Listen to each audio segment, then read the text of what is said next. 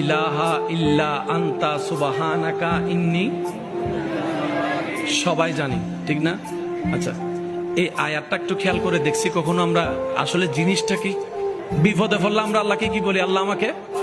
কিন্তু ইউনুস নবী কি বলতেছেন দেখেন, লা ইলাহা ইল্লা আনতা, আপনি ছাড়া আর কেউ নাই। তো উনি বিপদে পড়ছে, আল্লাহর কাছে কি চাইবে? আল্লাহ আমাকে সাহায্য করো। কিন্তু উনি সাহায্য চাই নাই, উনি কি বলছেন দেখেন, লা ইলাহা ইল্লা আনতা, তুমি ছাড়া আমার আর কেউ নাই, তুমি ছাড়া আমার কেউ নাই। ইন্নী কুনতু মিনাজ জালিমিন, আল্লাহ আমি পাপী। তাহলে সাহায্য পাওয়ার মূল মন্ত্র কি? দুইটা। এক নাম্বার, আপনাকে মন থেকে এটা বলতে হবে আল্লাহ ছাড়া কেউ নাই সাহায্যকারী, এটা বলতে হবে। দ্বিতীয় নম্বরে আপনার নিজের অপরাধ আল্লাহর কাছে স্বীকার করতে হবে, তাইলে সাহায্য আসবে।